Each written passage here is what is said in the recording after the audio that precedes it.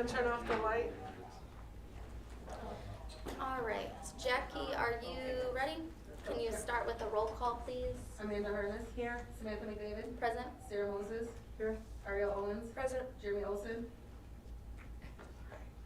Jeremy Olson. There he is. Oh, here. David Seymour. Chance Kaylin. Here. All right, she's, okay.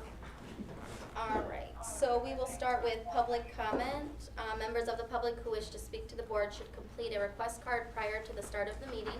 This section of the meeting will be reserved for comments from the public. All comments should be limited to 3 minutes. Criticism of individuals is not in order.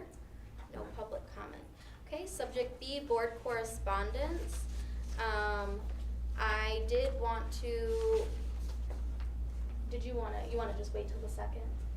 Or did you wanna try and have a special meeting for hires? Oh, if we can do that now. Yeah.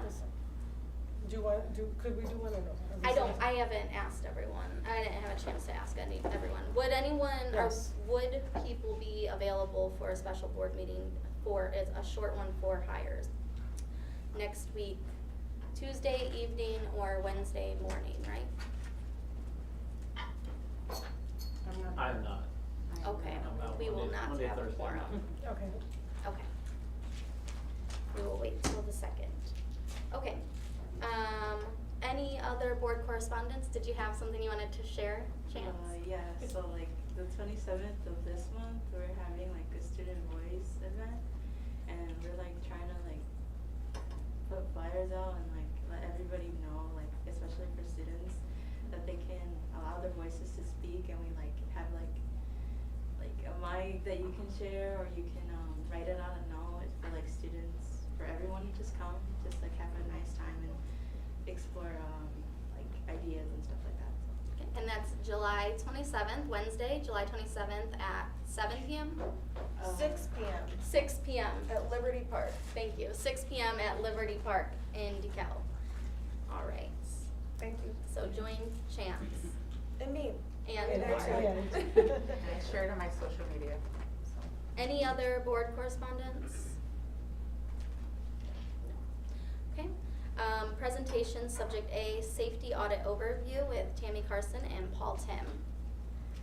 And Ben. And Ben Bale, sorry. Thank you. We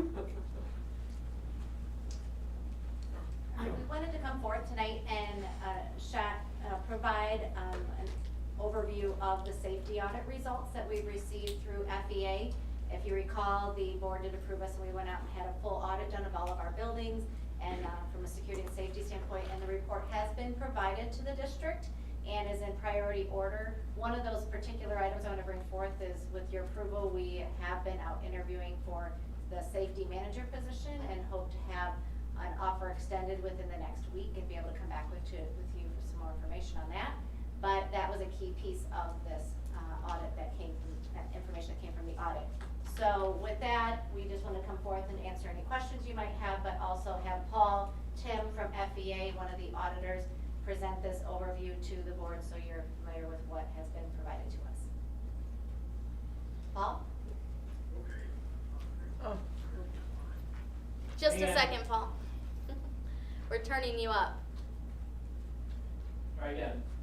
Hardly ever does somebody say we need more volume out of Paul. Okay, is it better now? Yes. Yes. Thank you. Okay, good. I'm thankful to be here tonight. In fact, I wish I was there in person. I'm in Dallas, where today it reached almost 110 degrees. Thank you. It's like outside walking into a blowtorch. But we conducted the safety assessment a couple of months ago. I think, as everybody knows, we visited every one of the school buildings, and also included on those visits a door hardware manufacturer representative, somebody who represents the actual door closures, the exit devices, the locking mechanisms, just to make sure that everything is up to code, to make sure where there are maintenance issues, those issues were identified. And that person, as part of our overall reports, and we did a per building report for every one of the schools, also submitted a door hardware audit.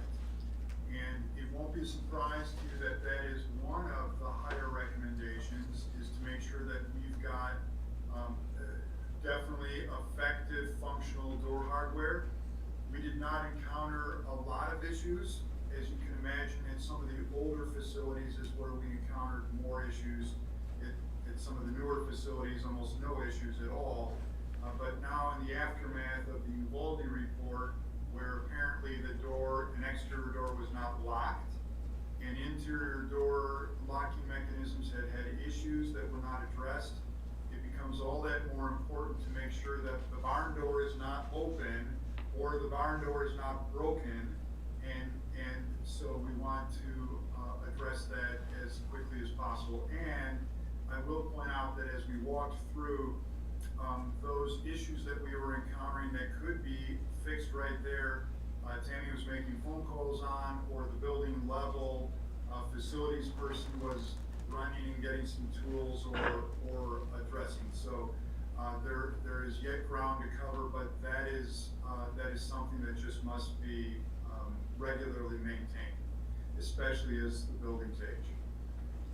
We know that there are also some people issues. When we came out, I came out with my partner Randy Braverman. He was able to meet with school resource officers, and I know we've since made some changes. He was able to meet with security officers, and he's been involved with the interview process that's been going on right now for the safety director as well. So all of those things we are involved in. There were some issues where people were acting as crossing guards or something like that in the morning during arrival or in the afternoon during dismissal, and were not marked or not properly equipped. In every report, we detailed when we found things like that and the issues that have to take place. And unfortunately, some of those issues are really just people actually going and getting the two-way radio and making sure that it's with them. People actually wearing the safety vest, those kinds of things. In some of those people issues, maybe on the more difficult to observe side of things, we found, especially in recess monitoring, that the recess monitors were standing together and talking with one another or looking at phones instead of forming a perimeter around the kids. We simply are in a day where we cannot allow that to happen. And in cases where we could say something, we did say something and people got into motion right away. But just like all of us have done in our lives, occasionally people will trade security for convenience. It's something that we're going to have to be better at. In fact, at this conference that I'm at, it's called the Campus Safety Conference. I was just moderating a mental health panel, even in the middle of all the physical security of this conference, and over again people kept saying, we have to change the culture. We have to change the culture. And it's something that I point out a lot. In the 1970s, you could still buy a car that did not have seatbelts. And I remember in the 1970s, I would look for a seatbelt in the back seat of my friend's mom's car, and one time I remember she looked in the rearview mirror and asked me what I was doing, and I said, I'm going to put the seatbelt on, and she said, don't you trust my driving? And it had nothing to do with the trust of her driving. I'm sure she was a good driver, but as we all know, we all wear our seatbelts, we all use child safety seats because it's the right thing to do, and we've passed that in terms of culture. No one got up tonight to say, I have to go to the board meeting and I am so angry that I have to put on my seatbelt. It's just part of the culture. And some of those things that we're talking about in the report will represent cultural change, and incidents like Uvalde and even Highland Park make us more aware that we have to be more vigilant in the things that we're doing. So those were some people issues. We found some technology issues. For example, you use the Raptor Technologies visitor management software system, and they have recently introduced a new feature that gives an emergency or panic button right on the screen for whoever's sitting at the main desk. and that was not enabled, that feature. So I know over the summer, this is something that is going to be done, so that if someone at the front line sees somebody suspicious coming in or in any way feels uncomfortable, they can click on that button. It's going to notify 3 or 4 people right on site to come and help with the visitor management situation that they're facing. That's a simple Raptor Technologies feature situation. We know that in terms of electronic access, that teachers had a wide swath of time. I think maybe 5 a.m. to 11 p.m. I'm making it up. I'm a little bit off, but a wide swath of time, Monday, 7 days a week, and we're suggesting that times be restricted. Not because we don't want teachers coming in the building, but because we don't want teachers in the building alone at 2 in the morning, when if there was a cardiac incident, nobody would be there to help them. We've worked hard to put in emergency supplies like defibrillators. We want to make sure that there will be somebody there to help if it was needed. So those are some issues that we can take care of. We identified a couple other issues. As you can imagine, we found some door propping devices in almost every building, and those door propping devices have to be eliminated. In fact, again, if anyone was able to look at the Uvalde report, they were propping not only classroom doors but exterior doors. We're past those days. We just can't do that anymore. We have some public address issues. The district has, for example, given us the ability to pick up any telephone handset in the building, hit a dialing sequence, and then now we can make a public address announcement right from where we are in any room that has a telephone. And what we found is that there were some schools where staff members were not aware of that capability. We're going to have to be crystal clear, and we're even recommending that that we have them occasionally practice with something like that, so there's no psychological barrier. Again, if you see the Uvalde report, some people were relying on cellular phones to get to an app to make an announcement, and there was not good Wi-Fi, or they had issues doing that, and when push came to shove, nobody went to the public address microphone to make an announcement, and it's just inexcusable when we have these kinds of tools that we wouldn't have proficiency in how to use them. So that plays into things as well. We have to make sure that people are prepared, since we've already enabled those kinds of features. Let me just think about a couple other issues that were number 1 issues in a place that we've abandoned. An intercom system, we have to make sure the intercom system is no longer there.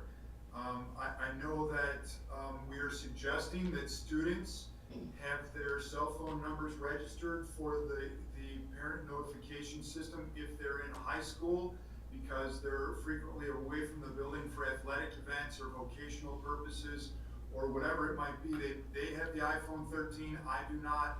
We should probably make sure that they are part of our mass notification systems. So that was definitely an issue as well. There were places in the buildings that we had access to, a vacant classroom, a custodial closet that should have been locked, that we found open, and we're saying we have to make sure that those things are taken care of. We know that there's going to be some camera updating. Cameras do not save the world, but since that is happening, Randy and I put your technology people in touch with the manufacturer of the cameras, so we could again not be sold to, but be helped in optimizing the system. So that was also something that was part of that. Let me see, what am I leaving out here? I think the most other things that we were thinking about were right along those same lines of blocking and tackling to to make sure we're using systems that we have in place.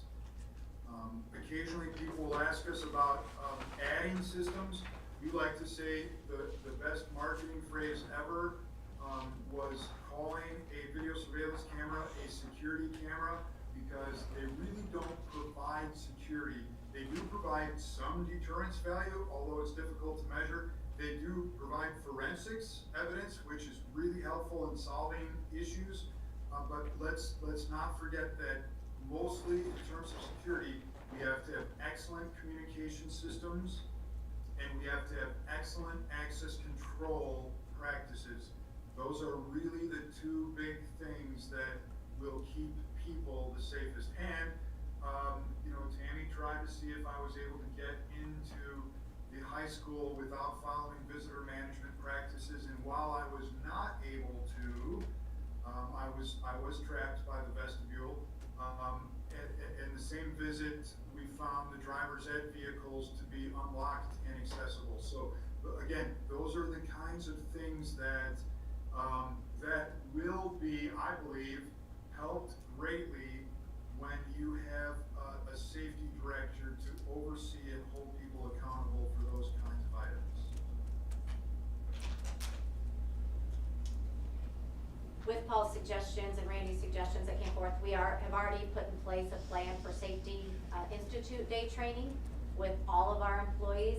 We, with approval, we have moved the first day of school to Thursday instead of Wednesday, so that we can take advantage of another day to focus on safety and security training to address a lot of the behavioral things that we talked about that have been inconsistent across our district. So expectations are clear across the board for all staff at our district. And then with the addition of the security manager, will be able to really focus on these other priority items so we can continue to make progress on improving in those areas. Are there any questions for Paul or Benaray? All right, thank you. Thank you. Thank you, Paul. Thanks, Paul. Thanks very much. All right, we will go to our consent agenda, and this is an action item. It is recommended that the Board of Education approve the consent agenda, items A through I as attached. Is there a motion? So moved. Second. Roll call, please. Who moved it, I guess? Ari. And I second. Samantha McDavid, Yes. Sarah Moses, Yes. Ariel Owens, Yes. Jeremy Olson, Yes. Daisy Ramirez. Yes.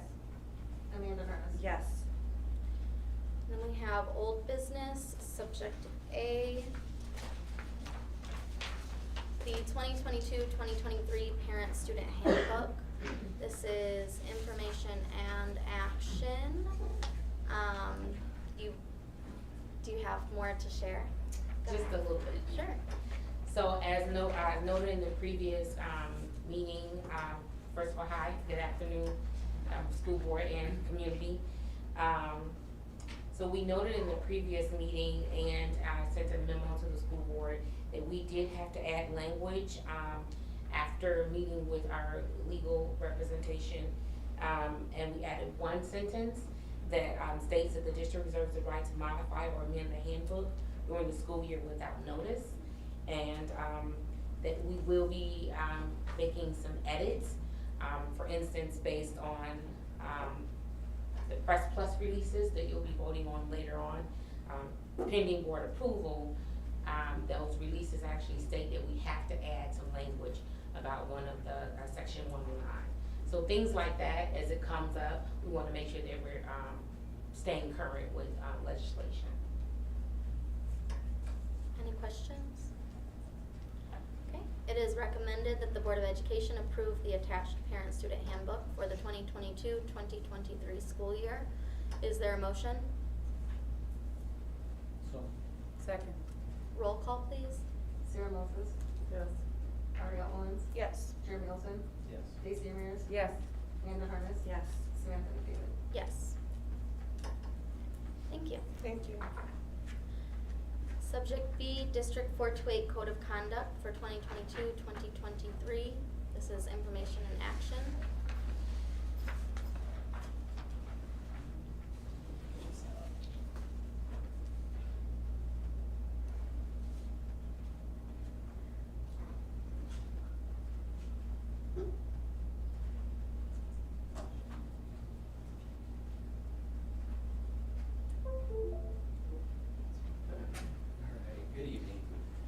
So, coming forward today with a little bit of a brief update. At our last school board meeting, we presented our code of conduct as it was in that current format.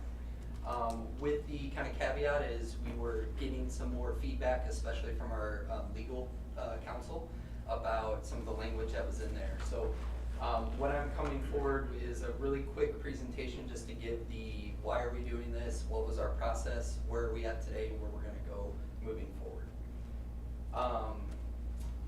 Really quick, just to reiterate for the board and the community, the code of conduct is a fluid document, much like our parent-student handbook. So what we do envision as we move forward after into the school year and beyond is that we're going to review and revise the code of conduct as we need to, whether that be updates in the law or updates just with the practice of our code of conduct and things we learn as we implement it, and of course feedback from stakeholders, so students, families, community members, staff, and Board of Education. The overall goal of the Code of Conduct is to establish and communicate our policies as it addresses conduct in classrooms and school campuses, with a highlight on not only some consequences for what could be expected if you engage in certain types of misconduct, but also the restorative practices that will be implemented as part of that process as well.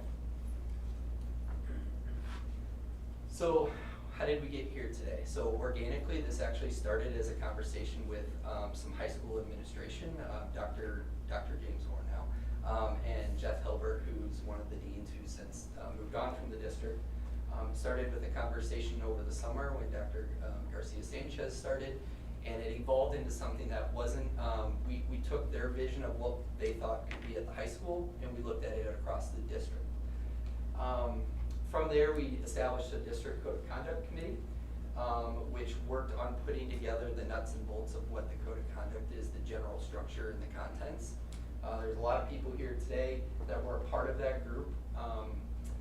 Then from there, what we did is we got it in front of our building administrators to get their feedback. So everyone from ELDC all the way up through high school. From there, we took that feedback and tweaked a little bit more and had parent and student focus groups that got us a little bit more direct feedback. And then we also surveyed staff. So we took that, whatever version we were in at that point, sent it out to our staff, got feedback from them, what was positive, what was negative, what was kind of neutral. Presented to the school board on June 21st, got some feedback there. And then our final stop was our attorney review and feedback. We made some final revisions after that. So what I said I would do with the board, or present to you tonight, is what are some of those revisions we made since the last draft that was presented on June 21st. What we did is we included language throughout the document that highlighted case-by-case decision-making when it comes to incidents that violate the code of conduct.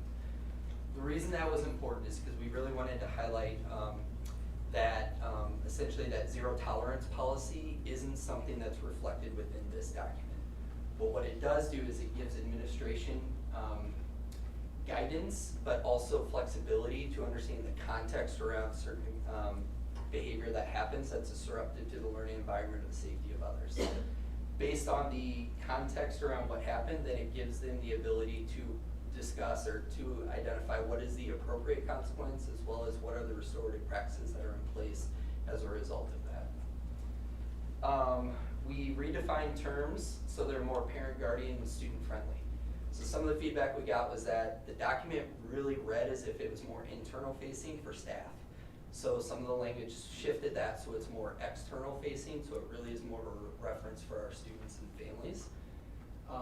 What we're gonna do now is take the internal dialogue that we need that's more procedural, like what to do when, and kind of create something that's a guide for our administration and staff. So we kind of tweaked it and then we pulled some stuff out because it really wasn't the best way to communicate to our community. We adjusted the consequence matrix. I'm gonna tie that into some of the included language, or the language we included. So for example, some of the weapons offenses, when you look at the 5 different categories from level 1 to level 5, and our last draft had just that dot in that level 5, meaning that if this happened, the way it read was that the only thing that we could do is some something that is a level 5 in terms of the consequence or the measure from the administration. The feedback we got from our attorney was, really what that reads as is a 0 tolerance. So if this happens, then this has to happen. And what they recommended we do is keep that dot in level 5, but add the dot in level 1 through 4 as well. So it allows the administration to really understand the context of what happened, but use the full scope of their ability to provide a consequence from level 1 to 5, again, in addition to the restorative practices. And then probably the biggest change is we eliminated some subsections. And again, this really comes back to what's an external facing document versus what's probably more internal for our staff in terms of procedures. So some of the things that we pulled out of the Code of Conduct are language around our expulsion and abeyance agreement process, our consequences for students with disabilities. Not that the Code of Conduct, it still applies to our students with disabilities, but we had a specific section in there that really got more into the weeds with a lot of the nuances or legalities when it comes to that, which is important, and we heard that in our parent focus group, but not necessarily for this document, and I'm going to come back to that. We pulled out procedural language around what happens if a student is suspended for 10 days who has a disability, thus requiring a special meeting to kind of evaluate what happened, why the suspension happened, and what the appropriate course of action is. And then finally, a process for a 45-day interim alternative education setting placement. So the reason we pulled that out is, again, we felt it was more appropriate for the internal users of this.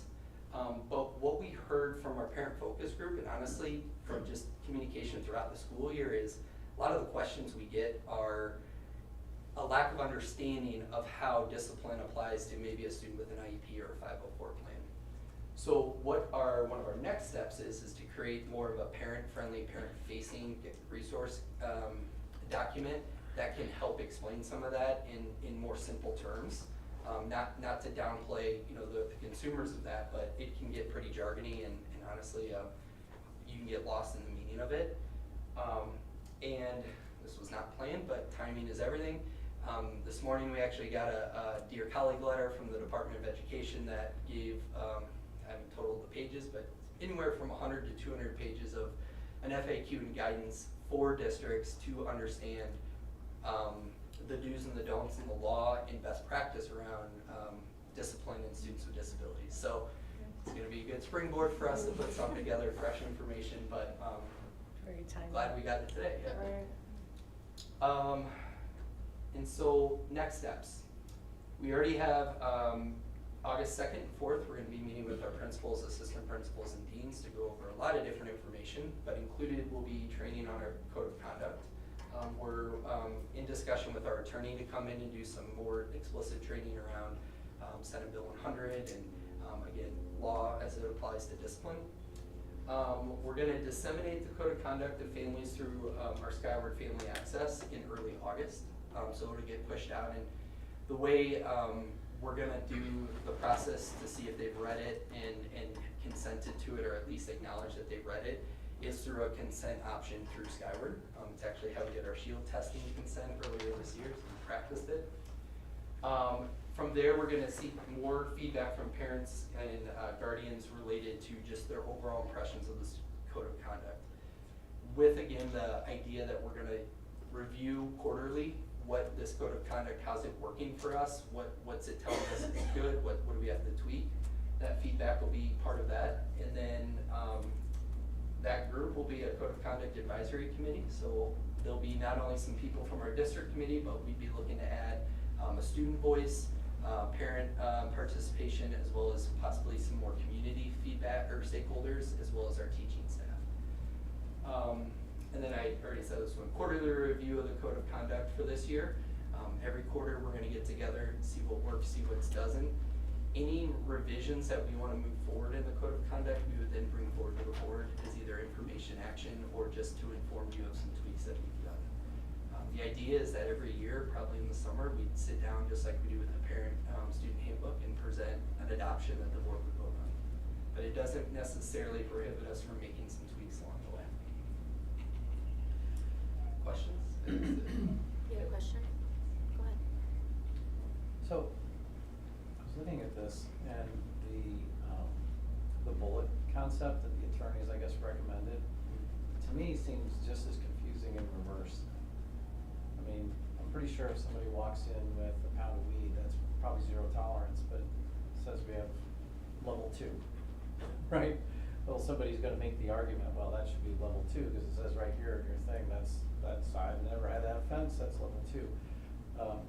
Do you not see like more arguments sort of being created, and shouldn't we hold tight to what we feel is zero tolerance on some of these things, like non-consensual sexual activity, which is level 3, 4, and 5? That seems like a non-bargaining agreement right there. So I guess, can you go into a little more detail on the attorney's logic behind that? Because to me, it creates just as much confusion in the other direction.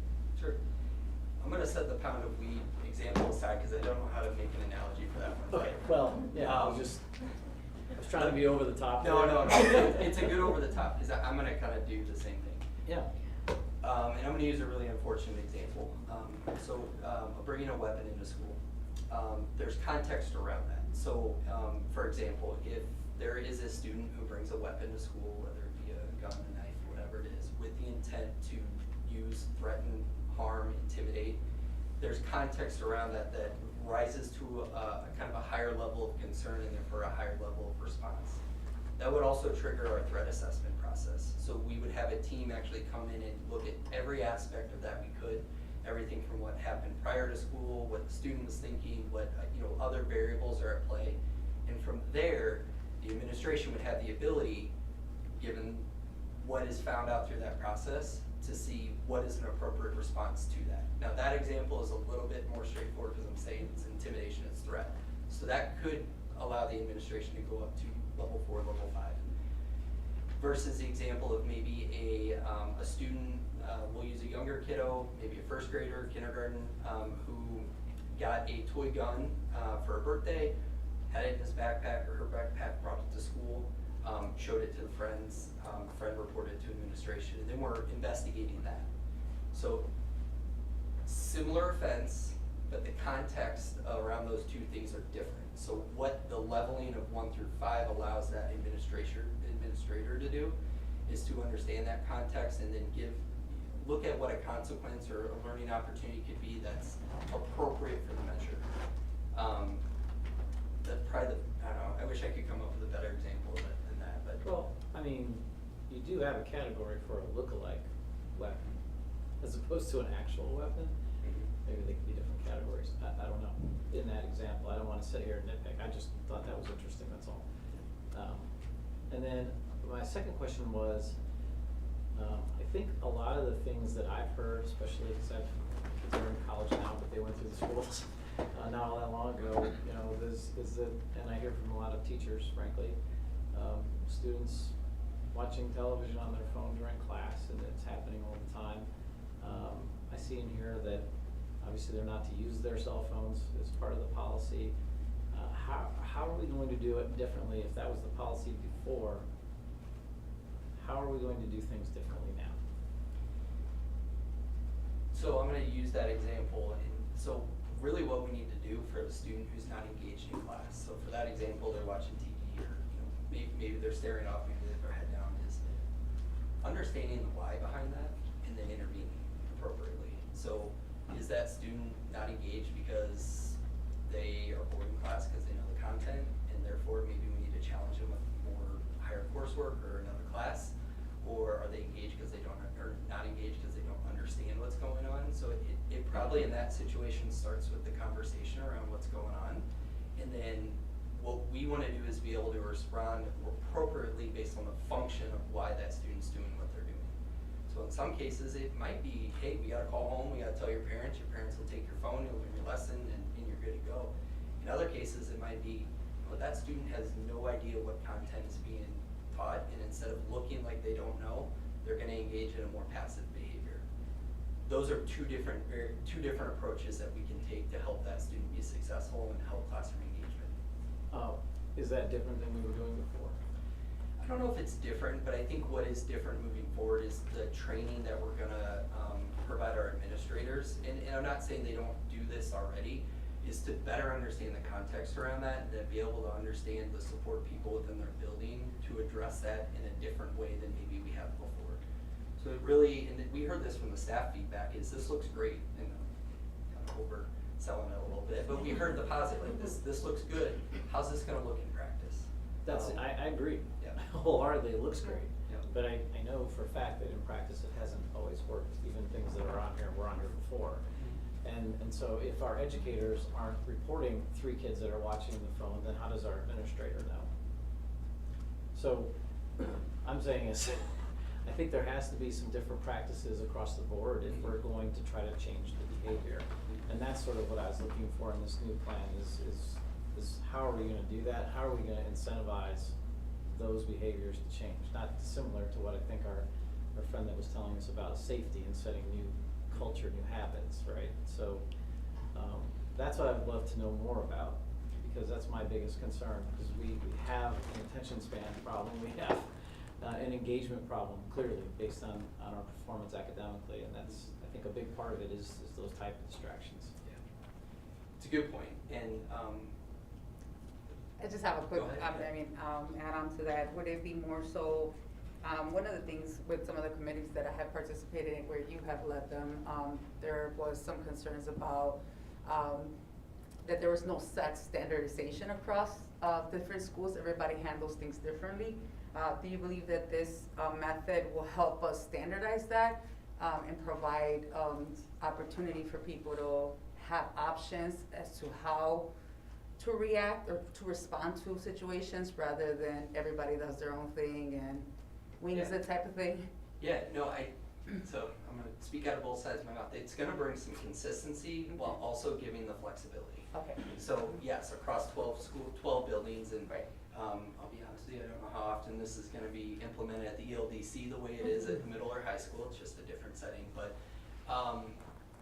there can be inconsistencies, and you have, and this is no fault of our administration, but you have new administrators coming in. They might be new, first time having a position as an AP or principal. They might not have necessarily the confidence or the background or the training to do that. What this does is it gives them the tool to be able to see, okay, here's what the guide is that's appropriate, but we're always gonna encourage our administration to consult with one another, because that's kind of how they've done things up to this point.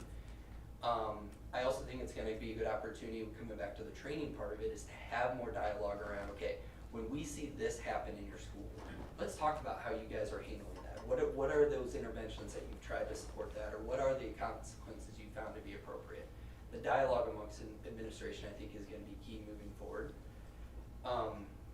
Going back to, Jeremy, your question, so the code of conduct, again, is just establishes and communicates the expectations, and we have a couple of other avenues to, I think, get at what your point is our MTSS coaches, they're really looking at tier 1, tier 2, how can we incentivize, so the target would be 80% of our kids are modeling that expected behavior. So there's a group that's working on that in conjunction with their building administration and their staff. We have our SEL committee that's looking at, making sure that students have access to the resources when they need it, or when there's more mental health needs going on, or maybe disability related. So I think there's some other, I'd say there's other plans that are addressing that, because they all work in tandem, but that's not really what we were trying to fit into the code of conduct. Understood, and I think my last request would just be, and you already mentioned it a little bit, that, the audit process, right? Which is, you're implementing this, and you said you were gonna get, I think, some teachers, maybe even some parent group people to come back and see how's it working. Mm-hmm. And what was the frequency of the audits, so to speak? Quarterly. You said quarterly, right? Yeah, that was kind of the thought for this first year. Let's get together once a quarter, and after that, if we see that we need to meet more often, less often, we can adjust that. Okay. Can I ask, you talked about the dissemination of it through Skyward Family Access. Are there other ways that you plan on getting out there? Are you gonna use social media at all? Are you going to, have it featured at back to school nights, anything like that, to kind of get parents, just because I get Skyward alerts and emails, and they can sit in my inbox for a few days before I ever realize they're even there. Yeah. Sorry, Dan. Sorry, Jen. And internet Yeah, access, I mean, also accessibility for, not everyone has access to it, so just maybe creating other avenues to provide families with additional opportunities to be able to access it might be helpful. Absolutely, We've always yeah. gone to like these, back to school for athlete nights. I know I had to attend them every year with my kids, but they were at the high school anyway. Yeah.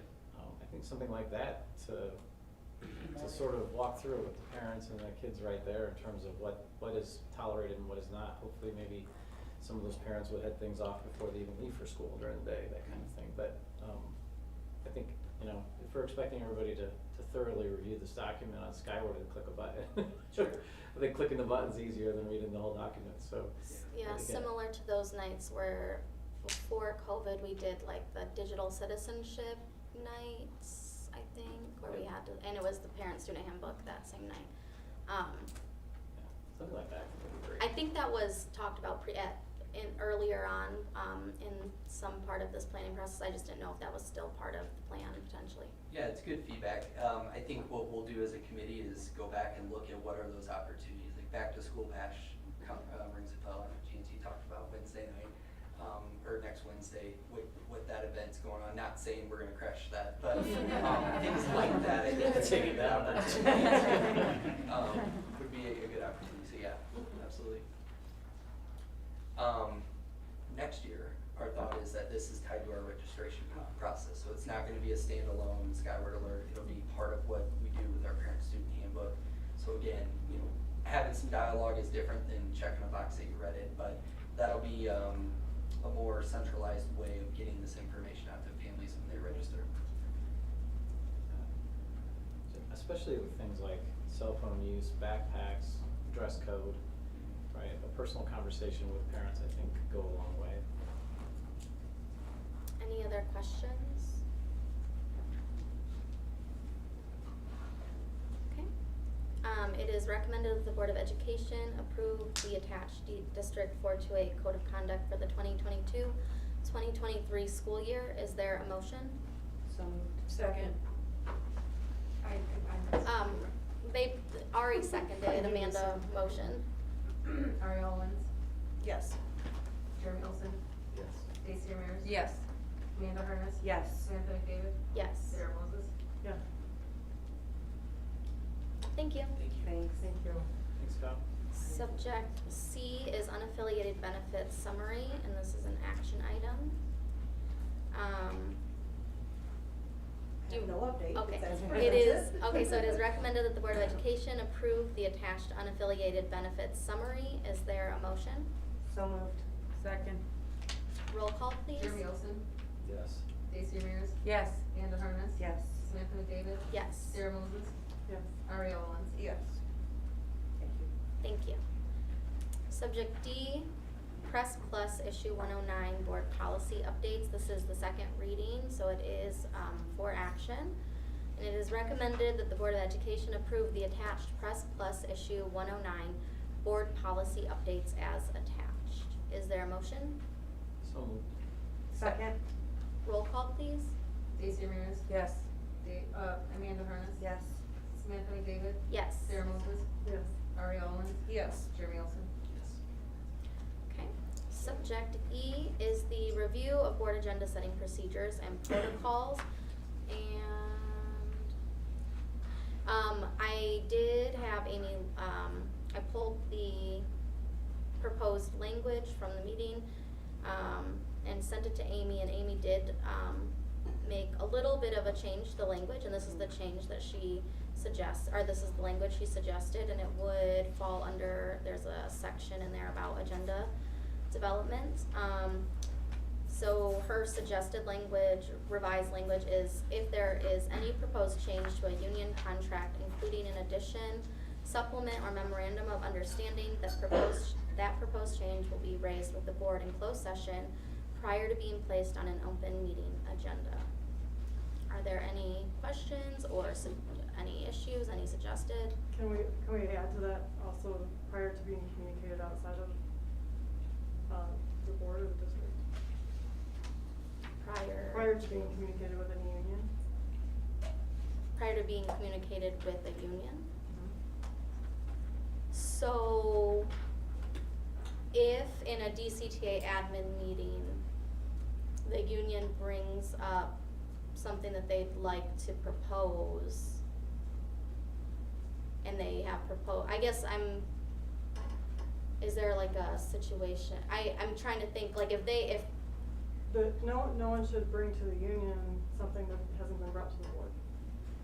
okay, so you're not, so in the reverse though, if a union wants to propose something and it's brought up in like an administrative meeting where union leadership and district leadership are meeting, I mean, the board wouldn't Well, know about that. Right, because the union would have brought it up. Yeah. What I'm talking about specifically is the district bringing up things to the union without bringing them up to the board first. That's why we're doing the policy.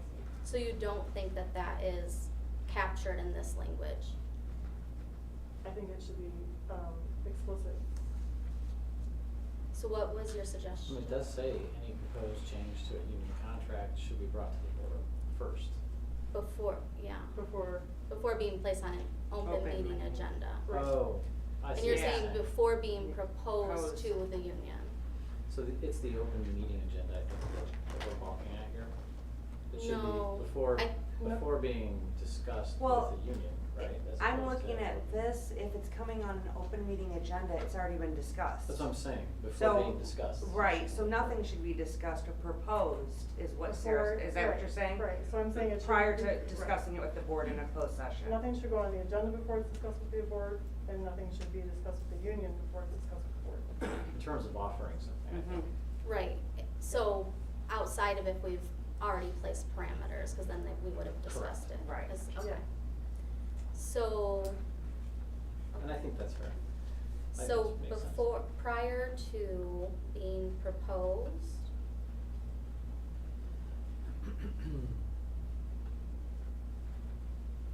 to a bargaining unit, Or just communicated to a bargaining unit. okay, I'm gonna send it back to Amy. And then we can bring it back.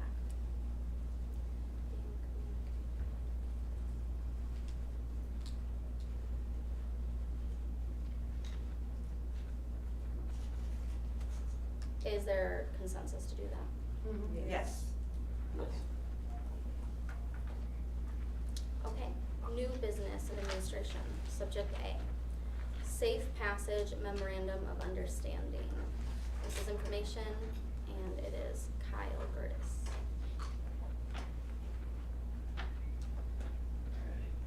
So, bringing forward an MOU with Safe Passage, this is something that the district has signed over the last several years, from what I can tell. Safe Passage is a not-for-profit corporation in the county that provides services to families who are currently or have experienced domestic violence or sexual assault. More specifically, Safe Passage is a really great partner for us when it comes to delivering our state-required Aaron's Law lessons, which is preventative and helps our students and staff understand signs of sexual abuse, as well as how to report, and if something's reported, how to handle that appropriately so the student can get support. In addition to that, they're just a really great partner. So in times when we need to make a referral or when they need to communicate things to us about something that we should be aware of for a student or family, they've been a great partner over the years. Any questions? Do we need, it says the agreement will be effective from July 1st, 2022. Should we motion to vote to approve this since this is a standard contract we do with them? And we're into July. Is it time sensitive for you? No, I think we can definitely wait until the next board meeting for action. Okay. Is there any reason we need to? I'm not gonna vote no. Yeah. Yeah, I mean, it's. Oh, you want yours, so you Saying want a we should just motion? move to add it to the agenda and approve it Okay, right now. make the motion. Okay, then I would like to move to have this added to the agenda for approval. Is there a second? Second. Roll call? Amanda Harness? Yes. Samantha McDavid? Yes. Sarah Moses? Yes. Ari Owens? Yes. Jeremy Olson? Yes. Stacy Ramos? Yes. Okay, so it is recommended that the Board of Education approve the MOU with Safe Passage as attached. Is there a motion? So moved. Second. Roll call, please. Amanda Harness? Yes. Samantha McDavid? Yes. Sarah Moses? Yes. Ariel Owens? Yes. Jeremy Olson? Yes. Stacy Ramirez? Yes. Thank you. right. Kyle, you're still up. I- Subject B, DeKalb County Health Department Vision and Hearing Service Contract. Sure. So again, this is a kind of a reoccurring one that we bring to the board every year. So DeKalb County Health Department has helped our district with our hearing and vision screenings over the years. It's a supplement to what our school nurses do. More specifically, we've utilized their services for our students that attend schools like therapeutic day schools or even like KEC as an alternative school, where students aren't in our buildings to be screened by our nurses.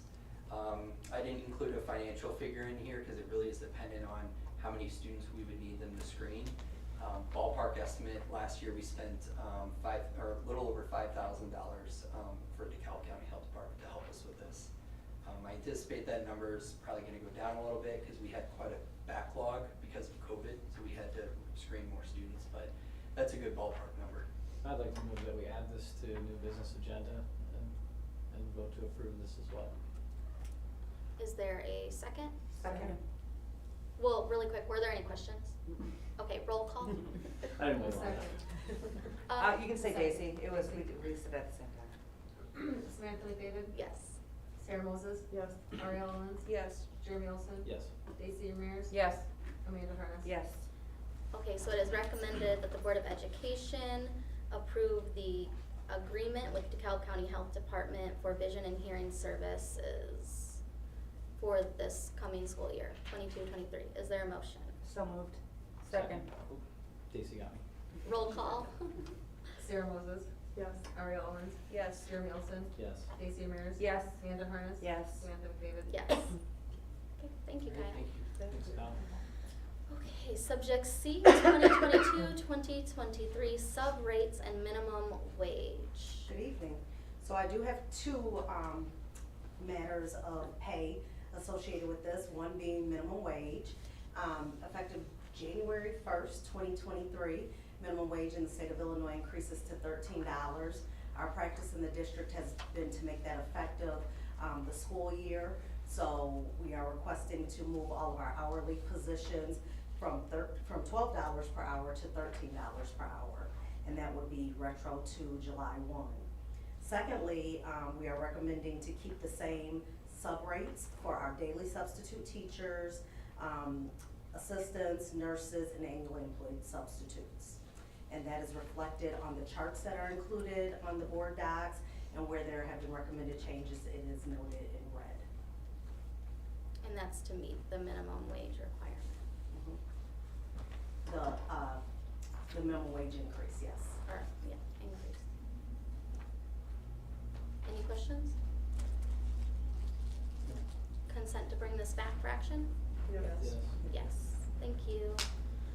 Subject D is the DHS band fundraiser, and this is information presented by Don Larson. Good evening. Coming to us for the first time as the new Yay. principal of Thank you. DeKalb High School. Thank you. It's good to be here. Good evening, community members, board members. So this is our annual fundraiser for our band camp. That time of the year again where we have band camp coming up. So this provides an opportunity for our students to raise money through Head-In's Bratwurst. So they sell bratwurst, and it helps with ILMEA funds for students for their individual accounts.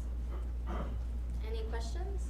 I feel like I should have a conflict of interest because I shop there so much.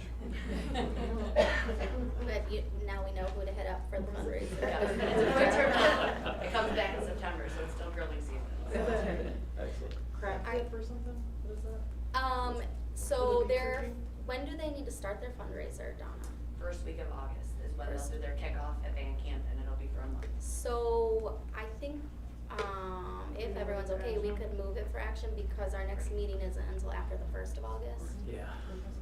So I will move to add this to the, how loud to say it? Will you make the motion? To the new business agenda. To the new business agenda for action. Second. Roll call, please. Jeremy, you moved it? She I moved yes, it. Samantha moved it. and Amanda then seconded seconded it. All right. And then- Ariel Owens? Yes. Jeremy Olson? Yes. Stacy Ramirez? Yes. Amanda Harness. Yes. Samantha McDavid. Yes. Sarah Moses. Yes. So then we will now vote to approve the DHS band fundraiser. Is there a motion? So moved. Second. Amanda Benedici. Roll call? Jeremy Olson. Yes. Casey Ramirez. Yes. Amanda Harness. Yes. Samantha McDavid. Yes. Sarah Moses. Yes. Ariella Owens. Yes. Thank you. Thank you. Okay, next is the superintendent update and the superintendent report, state of the district. Thank you. Good evening, everyone. We have a wonderful presentation ready to share with everyone for the end of the year of the school, of our school year. We want to start off, thank you. Oh, where was it? So, this is the state of the school district. Here's our agenda for the evening. We're going to start off with our vision and mission, which the board has recently approved. We'll go into what the district priorities that we've been working on based on the approval of the board members. And then each of the directors will go over their strategic priority updates that includes strengths and areas of which they still need to grow. Then we have a data presentation around attendance, academic growth and achievement, rise and suspension, and then we'll have opportunity for questions and answers. I do ask that if there are questions related to some of the items that we'll be having, if you don't mind holding them till the end so that we can get through the whole presentation. You'll find that some of your questions might be answered during that time. If you do have a burning question, one of the directors will take a note of what that question is and be able to answer it as soon as possible after thereafter. It's just we have 86 slides, so we try and get them to you well and on time. So here is our vision. It's our most updated vision that we are here to positively impact students' lives, supporting each student to achieve their full potential. And the mission is that, of course, that we are going to provide an equitable and inclusive education that supports students holistically, providing the tools they need to thrive by partnering with families and supporting staff to meet the needs of each of our students. The following are our core values, and our commitment to the district. District 428 is committed to values that govern and allocate resources with student focus. These principles shape and aim, I'm sorry, I'm having trouble. I had eye drops put into my eyes earlier today. I can read it if you want. Thank you so much. These principles shape our aims, program development, and support systems. They direct instruction, curriculum, and assessments to positively impact students' lives, helping each student achieve their full potential. Thank you so much. Our commitments, maybe another board member might want to read what our commitment is on centering students. I can read it. Thank you. We believe our students should be the center of every decision we make. We will strive to use a holistic approach to provide a safe and rigorous learning environment that prepares each student to achieve their full potential. Thank you. Equitable and inclusive learning environments. Oh, you want to just keep going around? Yes, I think All right. that might be a good. Okay. We are committed to removing barriers to learning, addressing opportunity gaps, and prioritizing the needs of student groups historically marginalized and underserved by schools. We recognize the need to examine norms and systems, including curriculum and teaching methods for biases and practices that continue to perpetuate educational injustices. Thank you. Academic excellence. We believe maintaining rigorous standards and high expectations for all students are key to the academic excellence and lifelong learning. We hold high expectations for ourselves and create an engaging, meaningful learning opportunities that captivate our students' attention and provide them with rich experiences. Thank you. Unity and collaboration?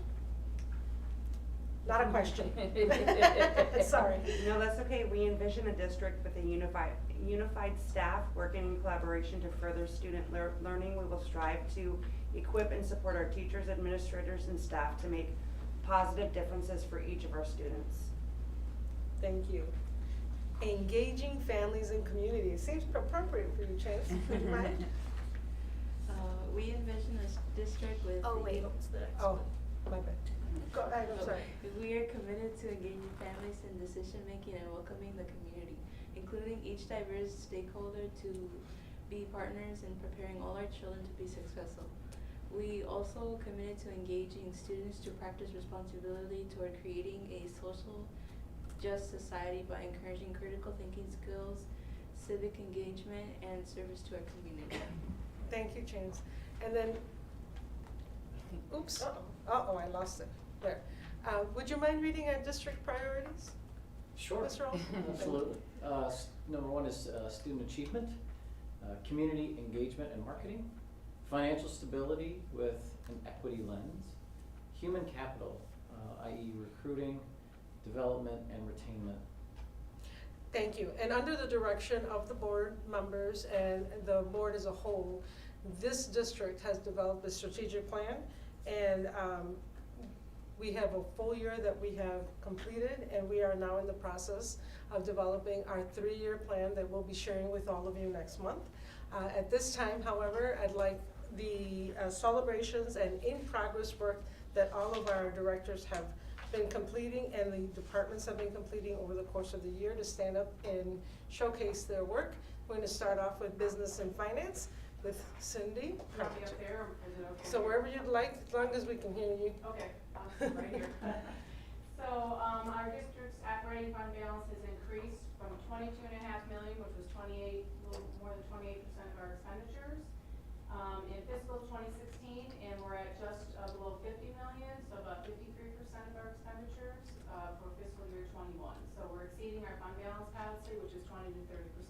So you can see that we've really tried very hard over these last few years to bolster that fund balance so we can do some things in the future with building needs, those types of things, and staying on track there. Our annual comprehensive financial report has received a certificate of achievement for excellence in financial reporting from the GFOA, as well as the Association of School Business Officials for the last 11 fiscal years, and we will continue to strive for that. It's out now for the 12th year. I haven't heard back yet, but hopefully we'll hear soon about our last financial statement, our last annual financial statement.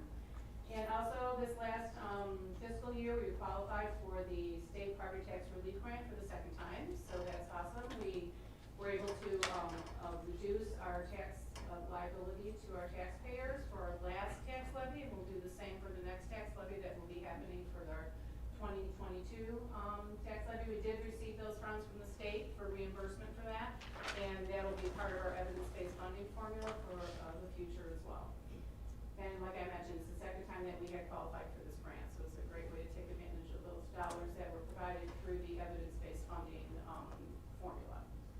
And still in progress, which we didn't really have the opportunity this year to continue this, but we want to kind of ratchet it back up again, is our meritorious budget implementation. We did complete the first step back in 2021. We weren't able to do it this fiscal year just based on staffing needs, but now that we're somewhat fully staffed, we want to get back on track with that particular document. So, Thank you, Cindy. Teaching and learning is up. Good evening, everyone. Kind of like that round robin thing. No. No? You want? All right. Well, I guess I'm not going to be pushing buttons. Not your turn. I was going to ask to do the round robin thing myself. But, so we have a couple highlights. Some elementary highlights are our RISE intervention, as you all know, that we implemented this school year. On average, our students who participated in RISE doubled those who didn't with their growth. Our 2nd and 5th grade math data, which you'll see here in a little bit, are, if you remember, we implemented our new program Envision, and although it's very rigorous, it aligns to our standards, and it's showing that it's really meeting our needs for proficiency in our math standards. 77% of our students that are former English learners were at or above grade level for our math, English, reading at the middle school level for the spring assessment. You'll also see that in the data portion, so that is excellent. Middle school students are receiving supports through push in and pull out, supported classrooms and small group instruction based on their needs for language arts and mathematics. And returning from COVID and to in-person learning, we have continued to identify students for acceleration within courses at the secondary level, grades 6 through 12. Our still in progress across elementary and secondary is implementing and supporting our professional learning communities, our PLC, and providing staff with targeted professional learning on the PLCs. Thank you. Thank you. Facility and safety operations. Tammy Carson. From a facility operations standpoint, with use of the ESSER funds, we were able to do replacement of the end-of-life equipment, HVAC equipment that's out there, which improves not only the air quality but energy efficiency. We anticipate to have over $250,000 per year once all the projects are complete. That was the update they gave recently to the board. We also were able to improve other HVACs. With doing the HVAC improvements, we were able to put more money towards other capital improvements that were not HVAC. So we have over $12 million of capital improvement projects underway at this time, and they are on schedule for completion before the end of the start of the school year for the projects that are critical for the start of the school year, and then the next one will be the Ed Center that will get done over starting in November 1st. Plans are to update the master facility plan, are scheduled for 2022-23 after our current projects are completed, and that will include considerations for plans to reduce class size for middle and elementary schools. For safety operations, as we just heard earlier, the audit has been completed, and will benefit all of our staff, students, and visitors. The recommendations that are being reviewed and brought forth in the future for planning and implementation, especially as we're looking to hire the security manager, which we hope to bring forth in a very near future in regards to recommending an individual for that. And those plans will continue in regard to prioritizing and implementing of the audit recommendations in an effort to continue to improve our district's safety. Thank you. Thank you, Tammy. HR, Deidre Sells. In the world of people, HR is most proud of the service delivery model that we are providing to our current and prospective staff. We are in the process of improving our technology systems and the flow of the onboarding process. I've shared with you before that when COVID reared its head, HR had to quickly determine how to meet the needs of our prospective employees, and we created something to get us over the hump. But now we're implementing a system that's truly an electronic onboarding process, and it provides fidelity to the process. We've improved customer service that includes dedicated email addresses to support staff needs and for a more efficient response time. We are still in progress at conducting a training needs assessment for staff, but we recognize the importance of professional development for all staff as it relates to technology, customer service, and many other processes that support the work that we do. However, as we've worked on the 22-23 academic school year, we have built in training dates, and we are moving forward with getting an assessment out to different groups to determine what the training needs are. Thank you, Deidre. Thanks. Kyle, Student Services. I got you. So a couple of the celebrations within the world of student services this year. We prioritize helping our case managers be able to write SMART goals or better IEP goals that'll help us better monitor our students' progress. We realigned the student services department with the support of the board and a lot of other people. That's a pretty big celebration, not necessarily, well, the work was this year, but setting the stage for what's to come next year and the year after. We're really excited about the things that we're gonna be able to do. In conjunction with that, increase the number of school-based mental health staff for the upcoming school year. Again, access to students to have that mental health support we needed is gonna be available, and we'll also be able to strengthen our systems. Area that we're gonna continue to work on, and this ties in, I think, some of those things I just discussed, but also our code of conduct, which is our staff's understanding and implementation of restorative practices from administrators on down to the security or paraprofessionals, classroom teachers, the role that everybody can play in that. Thank you. Our technology world. All right, from the computer world.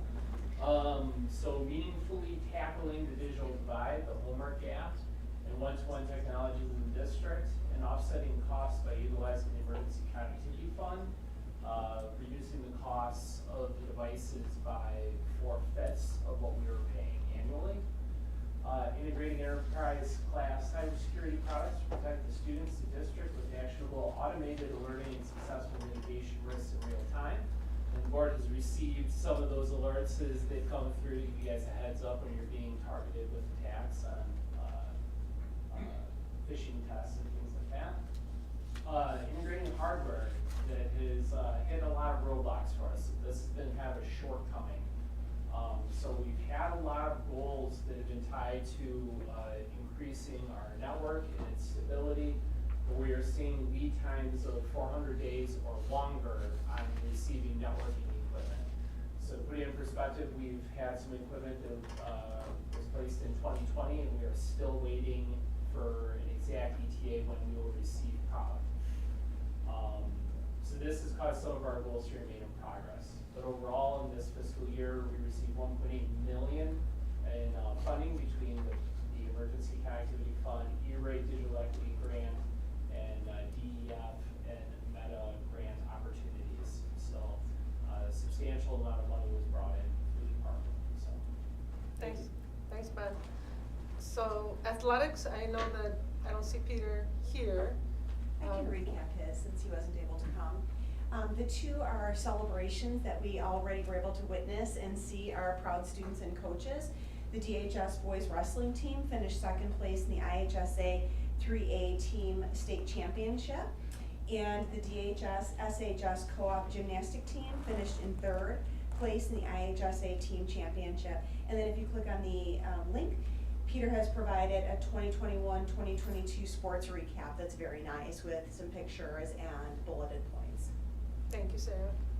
I'll pause here for a second. Is there anything that the board would like to get a little bit more information on? Because we're about to jump into the data fun, right? So I'm gonna call Jessica Nall up. Do you want us to wait Oh, sorry. until after the data for questions, or you want We us can to? do questions again if you'd like, unless there's a question based on the cabinet, any of the cabinet presentation. I just had a question about, do you have kind of a, this is for Kyle, because he mentioned it, a plan to build, what does the plan look like, a high level, to build capacity in restorative practices? Sure. So, one of the things that we're excited about is we hired a SEL coordinator. And so she started last Tuesday. A lot of our conversation has been with her and some of the partners that we've done this work with before, like our NTSS consultants, about here's what we've done this year, here's where we'd like to go, let's talk about how we get there. So high level, surface level, one of the things that we did in partnership with Emily Weller is to do a college within a college course on restorative practices. We had that set up to start this summer. Found out today there's a relatively low turnout, so we're gonna shift the date, so it'll still be offered in the fall. But that's an opportunity for staff not only get some credit for the work, but also take a course with certified trainers. We're gonna do training with our administration again and lay out at a tier 1, 2, and 3 level what restorative practices look like, and almost like a menu or a list of things that you can go to. We purchased materials, that's the Restorative Practices Handbook series that's going to be available to our MTSS coaches as well as our build aid administration to use as a guide or conversation with their staff. We have partnered with the Illinois State Board of Education and Southern Illinois University because we have been indicated in the past for higher rates of suspension and expulsion for students with disabilities and African American students. The state has said, hey, we're not telling you something you don't already know, but we're able to provide you with some resources and some training. I can't tell you exactly what that's going to look like because that was a development within the last couple of weeks. But the focus seems to be a lot on anti-bias work, a lot of cultural responsive teaching, restorative practices. It can really be tailored to what we need. That's what I can give you on top of my head. Perfect, no, that's great, thank you. That's helpful. We are revising our SEL plan, which is something we're going to be working on throughout this year, and part of that will lay out a little more explicitly related to restorative practices. It's in there, it's in our old plan, but it's not as necessarily detailed as I think where we want to go with it. Thank you. Any other questions at this point?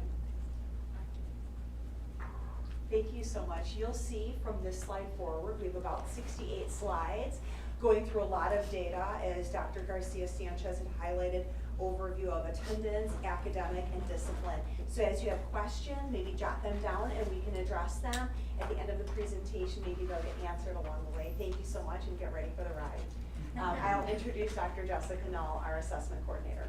Hi everyone, we're excited to go through this at a pace that will allow for everyone to get some sleep tonight, but please do feel free to stop us or ask questions at the end.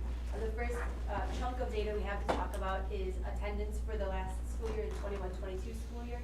So you'll see first a breakdown, I'm sure you all have this in your packets as well, of the attendance rate by school year so that you can see the trend over time. We've got a lower attendance rate for the last school year than we did prior to COVID in 2019, but it's actually pretty close to the 2018 attendance rate. And then the 2021 and 2020 attendance rates, which were impacted, of course, by remote learning, which make them a little bit aberrant. This is the attendance rate by school. Anytime you see a black line across this line like that, that's the district average. So it just gives a little bit of a comparison. Where does the district average fall in relation to the various schools that we have across the district? Kind of helps as a comparison point. This is the attendance rate by grade, which is a little different. And this is the attendance rate by school. It is difficult to see because there's so many numbers all together, but hopefully in your packets it's a bit easier. The blue bars are all the 2019 rate. The red are the rate for the last school year that just finished. And so you'll see that across the board, we are lower than we were immediately pre-pandemic. And as a result, you'll see attendance mentioned in many of our school improvement plans because we know it's something we want to focus on. This is our attendance rate by student group. And again, that black bar is the average across the district.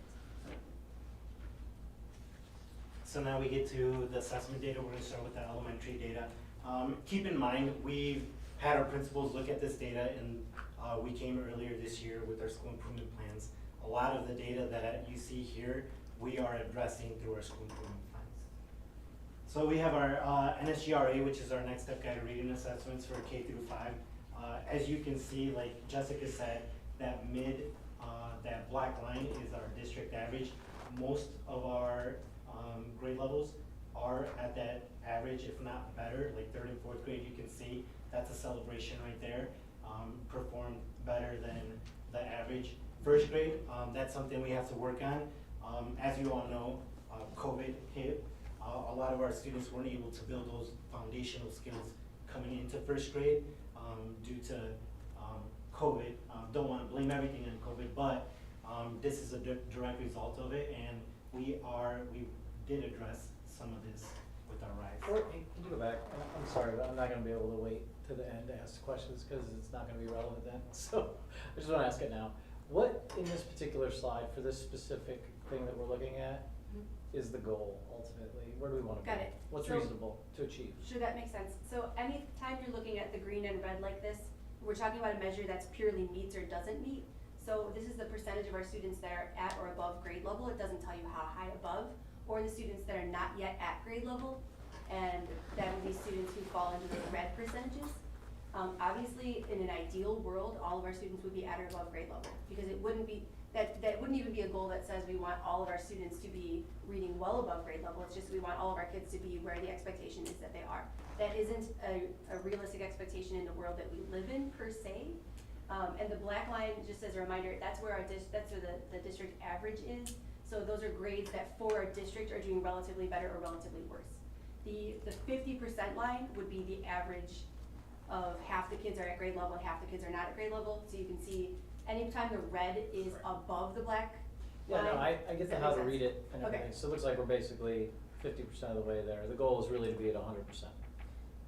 In an ideal world, that would be Which isn't wonderful. necessarily Right. always In an ideal achievable. world, we wouldn't have any students below grade level, but that is essentially just, if you were comparing them to where you would expect a 3rd grader to generally be, again, it doesn't tell you how far above or how far below, but that would be wonderful. That seems somewhat unlikely. Sorry, maybe a No, that's a dumb great question. I just wanna make It sure. doesn't really make sense to present a bunch of slides that are not well understood, so thank you for asking questions whenever you have them. Related to that, so then is there a goal we should be, or is it more of a, this is where we're at, so we know where to start, and we have like a growth goal, or?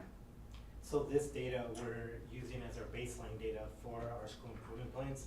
So yeah, this is kind of like let's reboot, and this is the baseline data that we're gonna use moving forward for our school improvement plans. Okay, I won't ask this many questions for already 62 slides, but if this is a jumping off point, which is what it sounds like, this is our kind of baseline, what Have you considered what is reasonable? Is it 50 to 60%? Is it 50 to 52%? Like, where do we want to see the little black line move to in the next year? And, you know, I'm just curious if you guys have even gotten to that point yet, but that's something I'd love to hear about either now or when you have that data. I think that sounds like a totally reasonable question. The school improvement plans, when they look at things like literacy, will have specific numbers for each of their buildings that they feel are realistic goals. Mhm. The reason it's hard to answer, and I'm not trying to be difficult, I promise, is that we don't ever want to say we're okay with any of our kids not being able to read at grade level. Does that make sense? So the goal will always be to keep getting better and better and higher. In terms of what's realistic and something that we can be excited about, anytime we're moving that line, I think we can be excited. Anytime we're getting more of our kids into the green and out of the red, I think we can be excited. It's a little bit easier with things like MAP that have quartile data, to say that and to say where things fall generally across the country. For NSGRA, it's a little bit of a hard measure to come up with the answer that you're looking for, because these are individual measures that are given by the teacher to find out how students perform as a reader. Slightly more subjective. Yes. Got it. Yep. Okay. Does that make sense? Yeah, of course. So, this will be one of the few data, slides that I show actual comparison with schools. Reason I wanted to show this is, I wanted to give you all proof in the pudding of why you all, thank you for approving our reading teacher for Brooks Elementary. As you can see, very much needed. And then here's a breakdown. We wanted to do the table here, as opposed to a graph like this, because if you look at a graph like this, when you look at I'll just point out that since the Asians up at the very top, you're gonna see that our Asian students are performing very well, compared to our other students, but it's only really a handful of students. So then here's our math data for 2nd through 5th grade. Do you want to explain? Sure. We thought it might be useful, so please bear with me if it's repetitive, to go over quartiles just very briefly since they appear on many of our slides. So essentially, anytime you see the quartile data, for something like this is coming from MAP, which is nationally normed. So if we took all of the scores across the country and we lined all of the kids up from the lowest score to the highest score, and then we split them into 4 teams, those quartiles would be our 4 teams. And then you would go to the first kid for each team and the last kid for each team, figure out what their scores were. And now that's, all of the scores that fall in that range are gonna be in the first quartile, or the second, third, or fourth.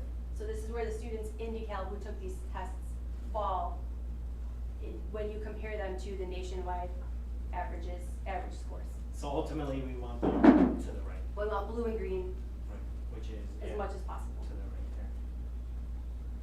So here's our beginning, middle of year, and end of year. Really what we want to see is our beginning of the year, our red to reduce, our yellow, green, blue to increase, preferably though our green and our blue to increase. So here you can see we decreased our red from beginning of the year to end of the year by 2%, and our yellow increased by 2%, and some of our green actually moved up into the blue. Here's by grade level. And then the breakdown by students tested, race and ethnicity. So you can see we have some work to do to get our students over to the right from the 51st to the 75th and the 76th to the 99th. Good. All right. We have literacy assessment data as well, MAP in Spanish. So you can see here there's less students. These are our students in our one-way dual language program, 2nd through 5th grade. Billy, Yes. can you explain why does everybody understand why they take it in Spanish, who's taking it in Spanish? We don't need to clarify that, we're good, okay. Okay. So you can see here, beginning of the year, our red was a little bit lower, end of the year, it's a little bit higher. So we want that flipped around. Looking at the data, there were a couple things with that. One, our students, our L's take access, IAR, MAP in English, MAP in Spanish, so they're really heavily assessed throughout this time.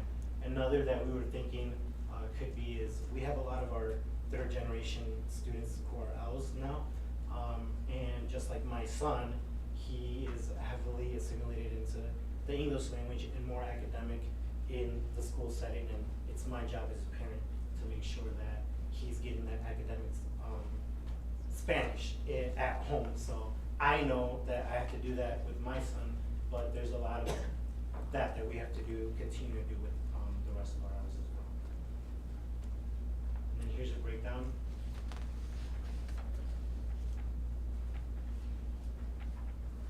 And then early literacy, first grade. So here we showed you a little bit earlier our first grade data. This is like the fluency for first grade. This is where they really first start getting introduced to reading fluency. So you can see here that beginning of the year to end of the year, we really decreased that red quite a bit, which is good. Even our yellow decreased a little bit and went up into the green and the blue. Here's our breakdown by race and ethnicity again. And then now math assessments. There's less math assessments that we have for our students. We have more literacy assessments for our students than we do for math. So what we're sharing here is math data. And here's how we perform district-wide 2nd through 5th grade. Next year, our first graders will be taking the math as well. We felt that we had first grade piloted, and our math data is very beneficial to us to help drive our instruction, where like IAR and state assessments like that, we don't get that data till the next year, so it doesn't really help drive our instruction. So first grade piloted, and we're looking to move forward with having our first graders do math as well. Then again, here's our beginning of the year, end of the year, decrease the red, increase the yellow, and our green and our blue. And wanted to show a comparison from 2019 to 2022. So you can see we got a lot of work to do compared to 2019. We did make some good growth in math. We do have a STEAM manager now who's gonna heavily focus on our math curriculum, making sure that our teachers are implementing math talks, familiar with the components of Envision, so that our students can receive better math instruction. I have a question about it. Sure. So I know that our math curriculum is pretty literacy heavy. Mm-hmm. So is that, I mean, how do we address that in terms of, roadblock, or is that something that you think is causing the scores to? So me personally, I was always like really good at math. What I struggled was with the language, Right. and reading heavy. So I think having that language in there kind of skews the data a little bit, but it's on IAR, so I think a lot of our curriculum with math, any math curriculum that you see is going to be literacy heavy because of that, because they have to align to our standards. So I think it is a barrier, but the fact that we focus so much on literacy and we dedicate at least 90 minutes to literacy a day, that helps with that piece. There's also a lot of the visual learning within Envision. We, just before the school year ended, we know that we found out that a lot of our teachers weren't able to do hands-on manipulative stuff. So one of our instructional coaches found like a cool kit to be able to have these at hand to be able to pass out. Because half of the struggle is you have 28 students, and now I'm digging through a bin trying to look for the two-sided colored coins or whatever. So now we've organized, our instructional coaches over the summer have organized those. Those are being delivered to our buildings, so they're more accessible to our teachers so that they can use them and our students can get those hands-on experiences. What, I guess, I don't know, I'm just wondering out loud, I mean, is there a type of like a possibility that we could implement like a RISE-like program for math intervention at the elementary level? Would that be something that like would be beneficial and possible? We're really one thing that I'm working on with Sarah, our new, we have so many Sarahs, right? Sarah, our new STEAM manager, is I really want her to collect data, because I know one of your questions earlier this year was how come we didn't come back asking for math interventions? Well, we want to make sure we have that data showing that we really do need a math interventions. If we were able to get those math interventions, that would make it a lot easier for us to implement something like that. So it's a possibility. Yeah. We definitely can look into it, but want to make sure that we have the data for you. Want to make sure that we're implementing Envision, not just 1 year and saying, hey, we need all this help. Right. We want to make sure we get a good 2 or 3 years under our belt before we start requesting a bunch more staff. From an assessment perspective, I'll just tell you, as quickly as possible, that we were a little bit concerned because if we're using this data that we have 3 times a year to drive instruction, we wanna make sure that that we are disaggregating it, that we're not testing their literacy, can they read the question versus the math skill, do they know how to actually answer it? So one of the things we did was make sure that in 2nd grade, for sure, all of our students have they have headphones on and it's read to them. Okay. So that way we're looking Oh, for that's sure, good, yeah, yeah. it was one of those things that's like, well, this is an easy solution, we should Yeah. just be doing this, because we wanna make sure we're talking about their actual math skill, and not their math skill plus their English skill. It's also available in Spanish, so That's some of great. the scores you see, students can take the test in either language based on what they're more comfortable in, because again, while we wanna make sure they've got high literacy, we don't wanna combine the literacy skill with the math skill, we wanna make sure we know exactly what we're talking about. Yeah, So, that's so, great. so slide 46, Go back one. those kids had the option to take it in either language? And we did roughly 25% worse than last year? That's not last year. Than 19. Right, than Pre-COVID, pre-pandemic. sorry. Right. I should say pre-COVID. Pre-pandemic to now. 15%. I mean, gosh, that sounds like an intervention needs to happen. To me, that's a pretty good fall off. Sure, Off yeah, a bridge. absolutely. I, Can't disagree. Like I said, I think we need at least another year or 2 with Envision to really hit the standards and make sure that our teachers are implementing it with fidelity so that we can see how that's going to impact our data. So these are 2 different sets of children, right? Correct. Right, and so Right. because they're 2 sets of children, these could have been children that didn't have kindergarten, right? And what grade? I'm In sorry? 2nd grade, yeah, they would Yeah. have been most of Right. their time at home. So depending on what grade they're in, they would have lost that, they wouldn't have had that coming in and then been tested. I'm not, right, wrong, or indifferent, there is a huge gap that we need to fill. yeah, I guess, and my only thing is, when I hear 2 years, I think, well, you know, these kids are all gonna be 2 years down the road, right? And if they're behind for 2 more years without intervention, what is Oh, I see. what is Well, that's that? what, yeah, I mean, like, It's gonna we did create the a rise tidal wave intervention of a with- problem, Sure. you know what I mean, as we go forward. Right. So, Really, can you skip ahead to the map growth slides, because I feel like that might answer some of your question, and then we can go backward. I don't know. I think well, we yeah, can. I can. Well, speak it's along. super germane, so I feel like hitting Okay. it right now Slide might make 70. more sense. So these are the numbers of, there you go, one more, because that's reading. There you go. This is the student growth on math. So yeah, the scores are concerning. But if you look at, and this is every year comparison, so the first 2 bars are 2nd grade, pre-pandemic and post-pandemic. So if you look, for example, at the 2nd graders, 71% of the students met their growth goal from fall to spring. So this, to me, if you look at the elementary scores, it looks like Envision is working. The students had a growth goal, and almost all of them, you know, almost 3/4 of them are getting to where we think they should be. They're growing at least the expected amount, if not more, over the course of the year. So our hope is that this continues, that all of our students are able to meet their growth goals. I think, getting back to your question about what's realistic, it's somewhat unrealistic to think we're gonna catch up from the pandemic all in 1 year. But in 2 years, if we keep seeing growth that looks like this, I think we've got a better chance of getting them back on track. And we're so focused on what the data looks like now and trying to make sure, again, that we're measuring what we think we're measuring, that when we see things that maybe aren't working the way we want them to, we can quickly ask a question about why and then try to come up with a solution. So this, I think, is encouraging, and if you look at the elementary scores, they're growing more than they did pre-pandemic.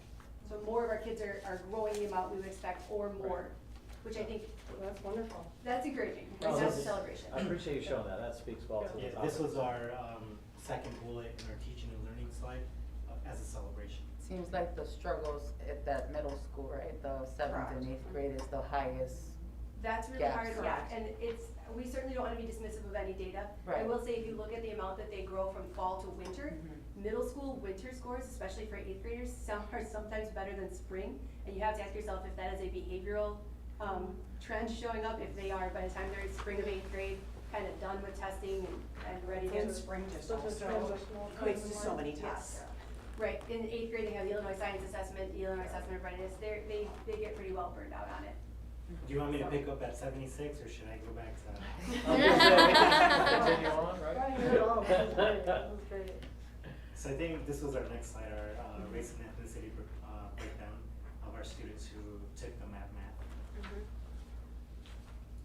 And then we just wanted to provide here an overview of our free and reduced versus our students who paid for lunch, and you can see there's a huge gap there that we really need to help our students with. And I also think it speaks, sorry to cut you off, Billy, but it speaks volumes to who was most impacted by the pandemic. What are the communities that were hit hardest? My children go to school in DeKalb. We fall into the column on the right. Every time an issue came up with e-learning, we would just throw money at it until the issue went away. We need another adult in the house, let's just hire someone to come help. We need more internet, it's fine, whatever it is. And that is a luxury that not everyone has. And I think we have to fully recognize that there are people for whom bouncing back from the pandemic is significantly easier, and we serve a lot of students for whom it is going to continue to be an issue that we need to work on as a community until we get there. Thank you for pointing that out. Okay, moving forward to middle school data. You'll see slides very similar. You'll see the disaggregation by the middle school overview, then the beginning of year, middle of year, end of year, a comparison of 2019 to 2022, separated by grades, and then race and ethnicity charts. So if you look across the whole middle school for the math reading, you'll see that this aligns to our spring request to have additional reading teachers at the middle school to provide push in and pull out services. The next slide is a comparison to the beginning of year, middle of year to end of year. Again, similar to what we just had the conversation with, that some of the end of the year can be a challenge with the series of tests and some of the disruptions that we continue to have this year as well. There was a dip from 40% at the 50th percentile or above to the end of the year, 35%.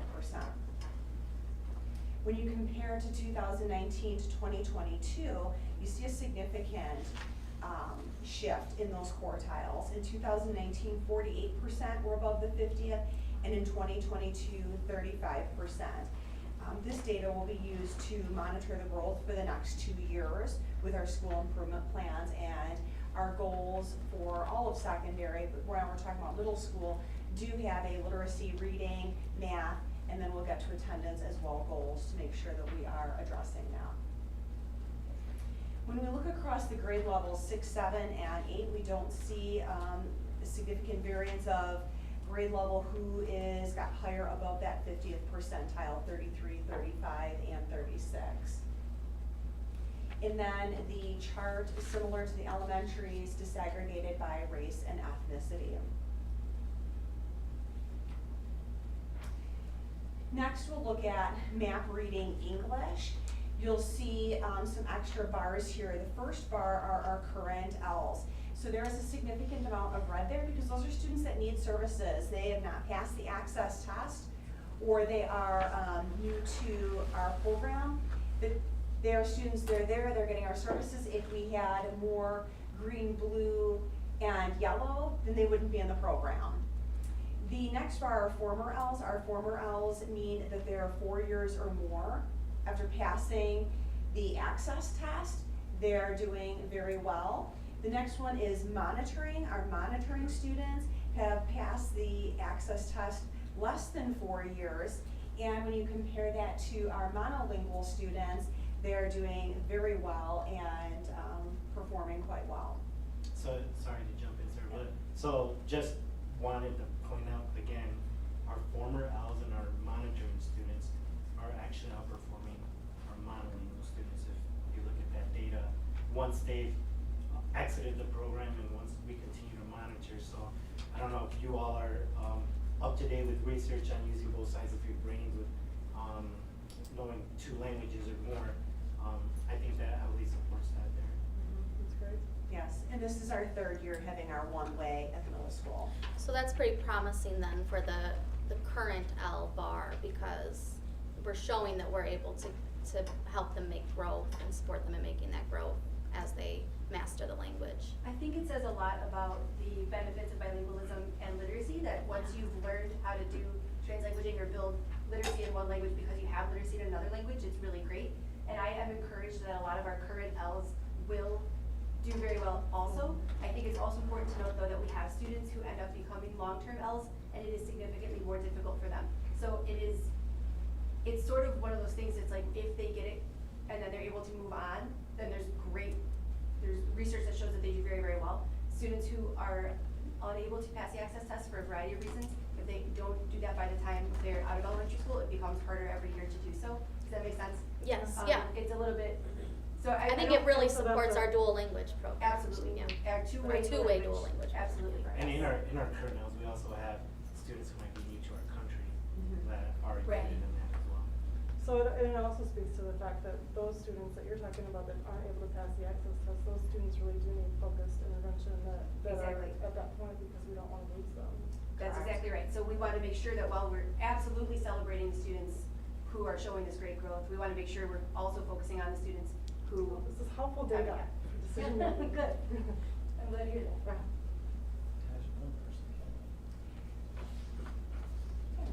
Next, looking at our literacy assessments, map reading in Spanish. So when we look at this slide, these are our current Ls. They're newcomers or long-term English learners. It's a diverse group of students, and some of them may have Spanish as a second language. Next, we look at the Spanish reading assessment by the beginning of year, middle of year, and end of year. This is a small group of students. So for instance, with 15 move-ins that are coming to us from new, as Billy had mentioned, new to the country or new to our program, 15 students when you're already monitoring a small number of students will greatly shift.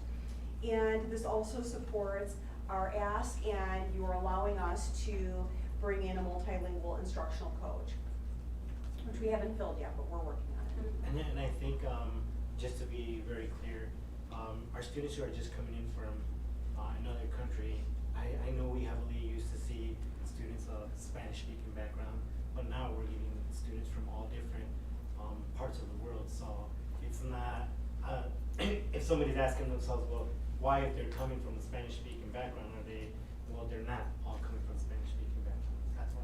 To be clear though, we don't give the And map when we reading don't, test in yeah, Spanish to a you're student right. who doesn't, Who speaks who Polish. comes from right. That's what But we there are do. many different languages within Central and South America. Dialects. Right, so if you have students coming in, like Quiche from rural Guatemala, they have some Spanish as the language that they were instructed in when they had a few years of formal education, but that doesn't mean that's their home language. Yes, thank you for that clarification No problem. on the diversity. And students that take the reading and English test, as in elementary, also take the reading in Spanish. Next, we'll look at middle school math. This is whole middle school, grades 6, 7, and 8. When you look at the beginning of year, middle of year, end of year, you'll see pretty close, not a lot of movement from beginning to end, 25 and 24% above the 50th percentile. Then when you compare 2019 to 2022, similar to the reading, that you see a significant dip from 41% above the 50th percentile, and in 2022, 24% above that 50th percentile. So this was impacted more than from COVID.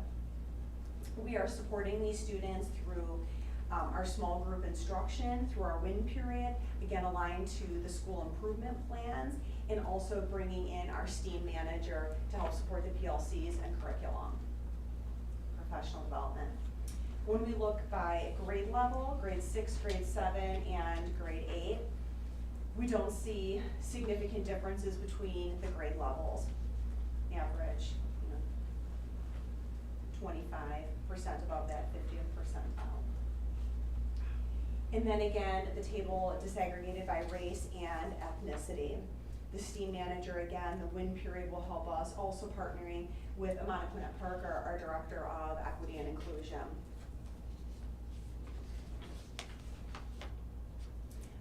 When we look at the math growth data from grades 2 through 8, I will pass it back to Dr. Jessica Null.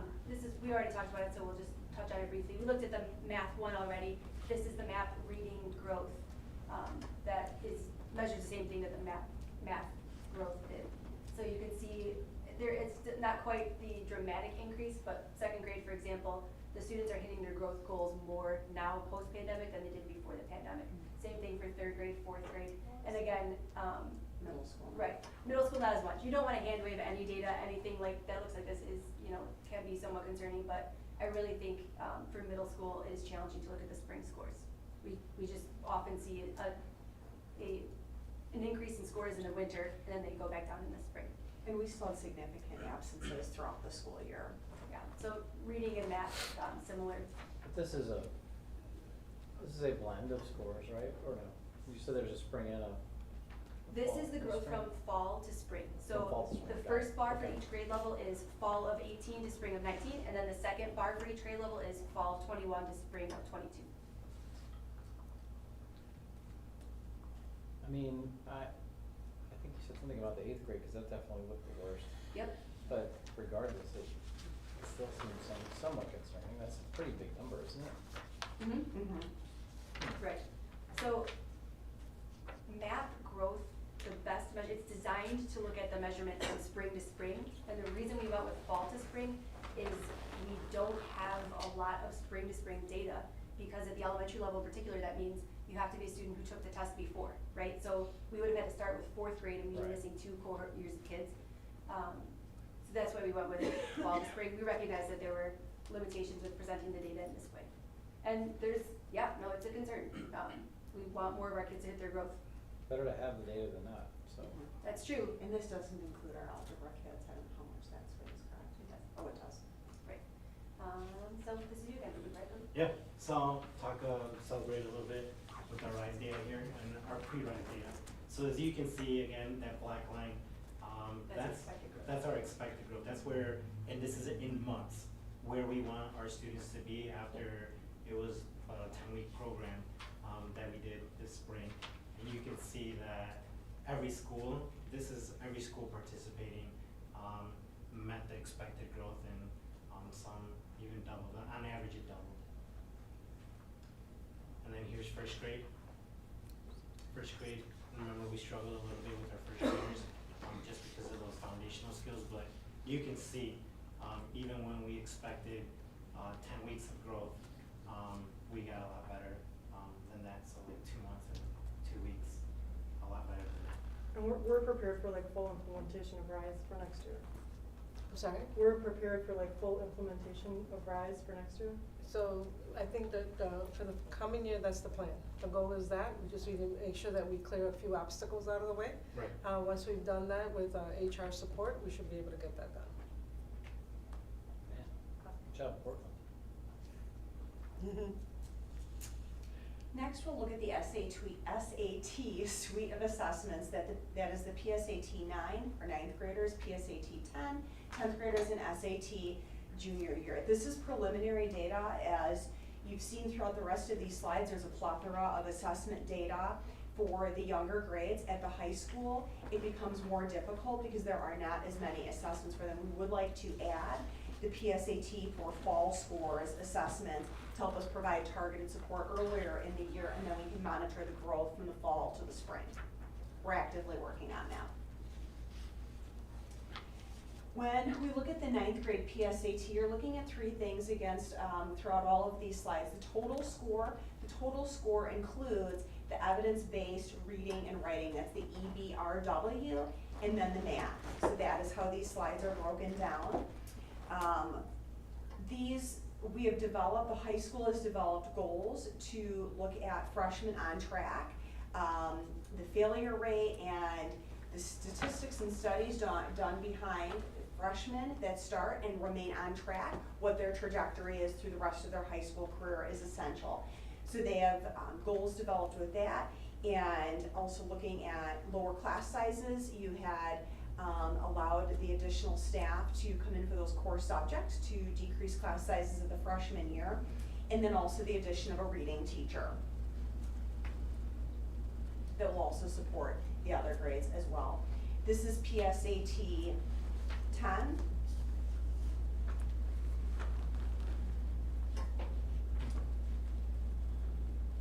And then SAT for our juniors.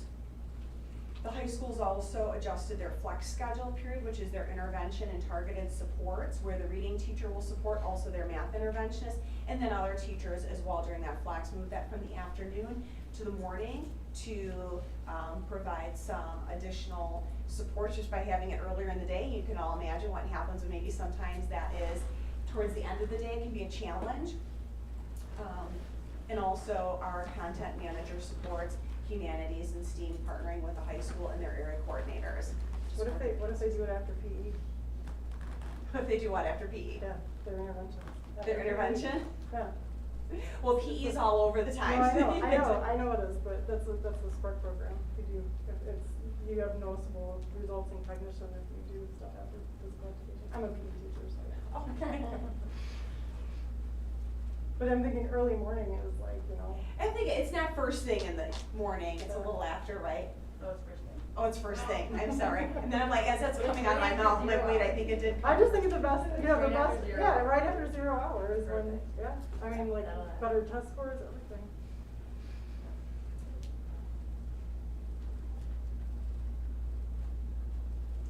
Okay, and then the SAT comparison from 2022 and 2021.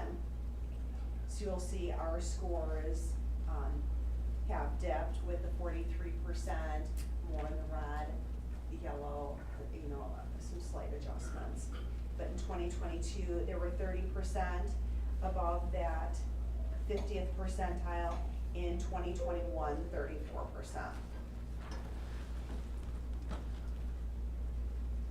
Next, we have the seal of illiteracy information, which AJ Crook will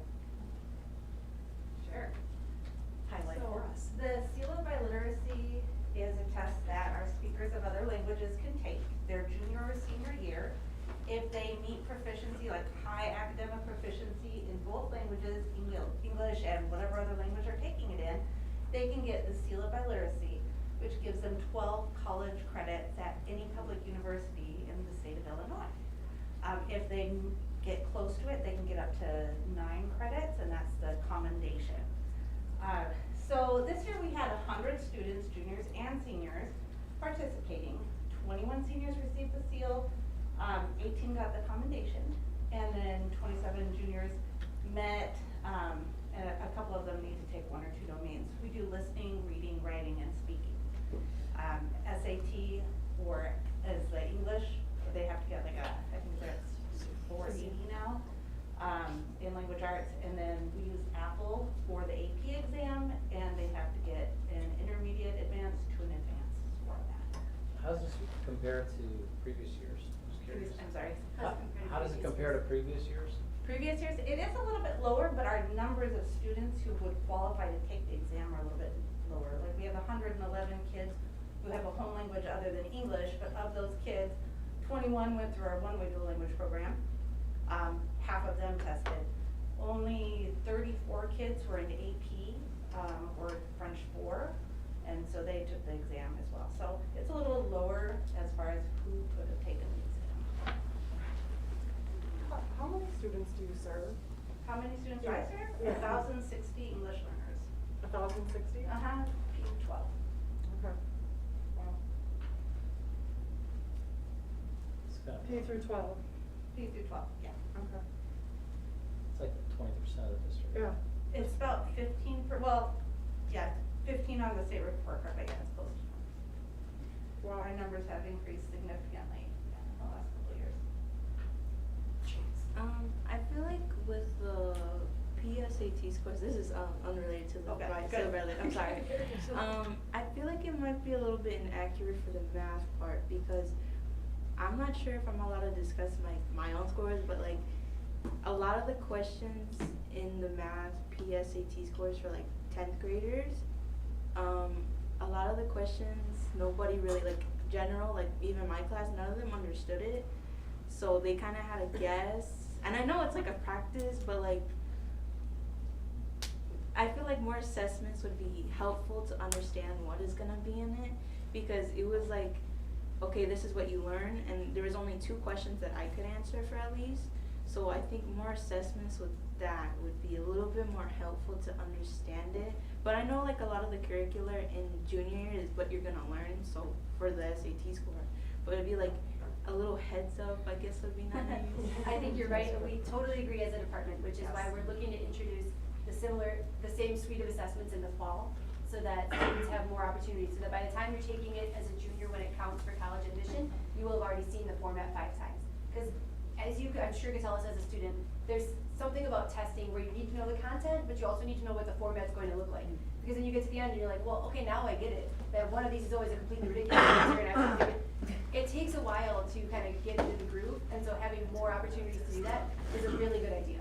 And I'm glad that you went on record publicly as saying that you also want to take more tests so that I agree. I was thinking the same. Yeah, I know. but you're right, I think. Hope your friends don't watch this meeting. Yeah, no, I do think it makes sense, especially when you consider how many tests everyone took when they were in elementary school, that we had all of these data points, and then you get to the high school and there's just a big drop off. We need to, as Mr. Olson was saying earlier, we need to have the data so that we can make good decisions about what to do with it. Having more tests that give us not just numbers, but numbers that we can track over time. As a freshman, you took 2 tests and your score went from here to here, and as a sophomore, same thing. That will be really helpful, I think. So thank you for agreeing with me. Our next chunk of data relates to student behavior data. And as Kyle was mentioning earlier with SB 100, a lot of the ways that we deal with student behaviors have changed, hopefully. But this is the raw data on the number of out-of-school suspensions.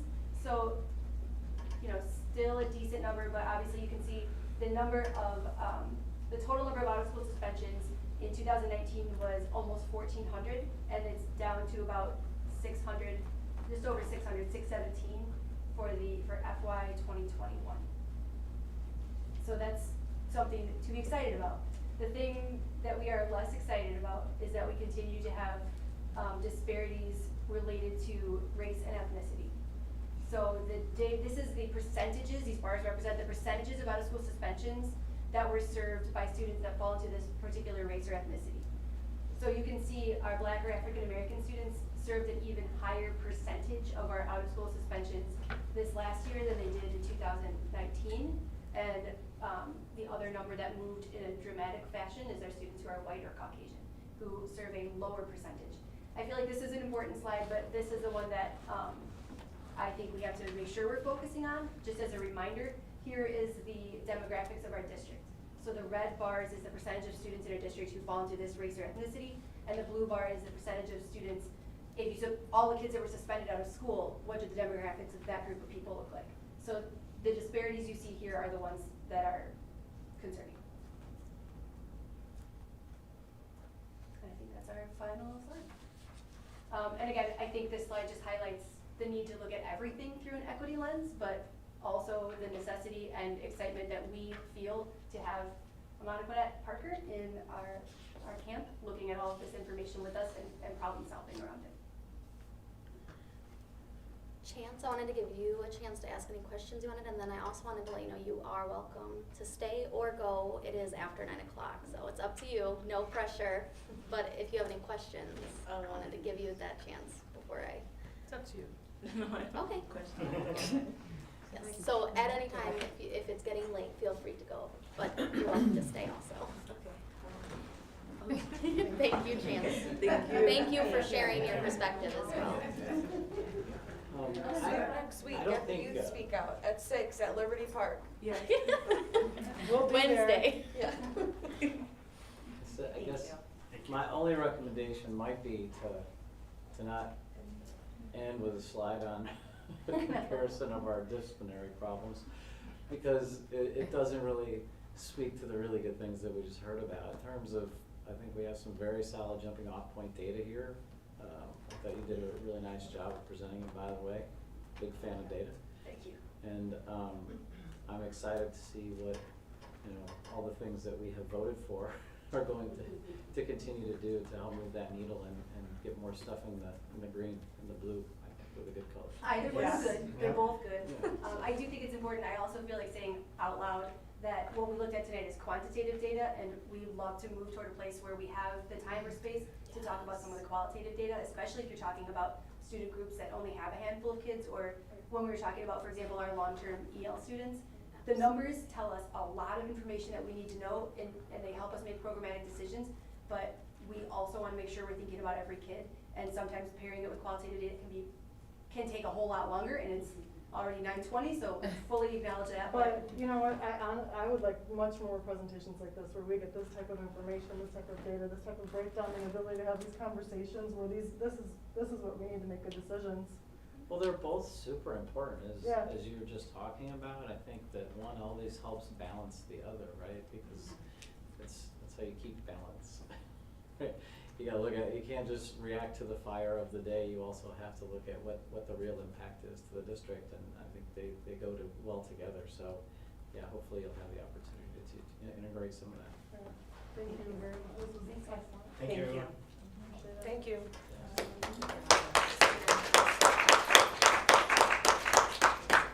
Well, that's it. That is our state of the district.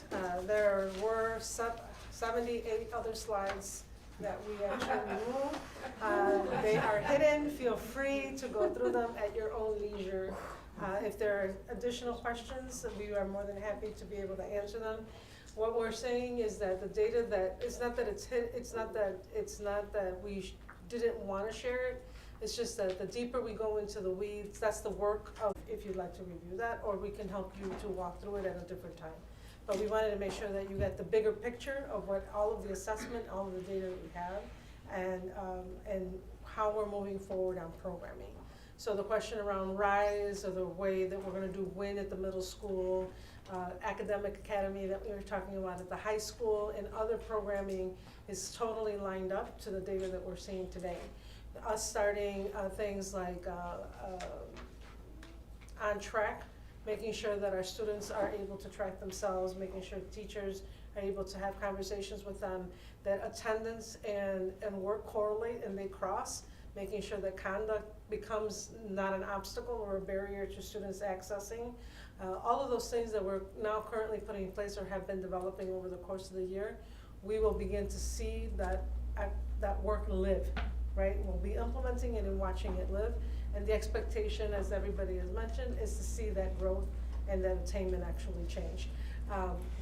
Barring, of course, any renewal of any kind of pandemic, excuse, right? So that's where we are. Thank you very much for your attention, and thank you to Cabinet and all of you who participated in presenting the information to the board and to the district. Thank you. All right. Okay. That is the end of our agenda. I believe the board wanted to go back into closed session. Is there a motion to go to closed session? You have to read why. Oh, yes, thank you. Okay. The board will be going back into closed session to discuss the appointment, employment, compensation, discipline, performance, or dismissal of specific employees, specific individuals who serve as independent contractors in a park, recreational, or educational setting, or specific volunteers of the public body or legal counsel for the public body, including hearing testimony on a complaint lodged against an employee, a specific individual who serves as an independent contractor in a park, recreational, or educational setting, or a volunteer of the public body, or against legal counsel for the public body to determine its validity. Is there a motion? So moved. Did you second it, Jeremy? Sure. Second. Okay. Roll call, please. Amanda Hernes? Yes. Samantha McDavid? Yes. Sarah Moses? Yes. Aria Owens? Yes. Jeremy Olson? Yes. Lisa Myers? Yes. Thank you. 30 seconds. Jackie, Ari will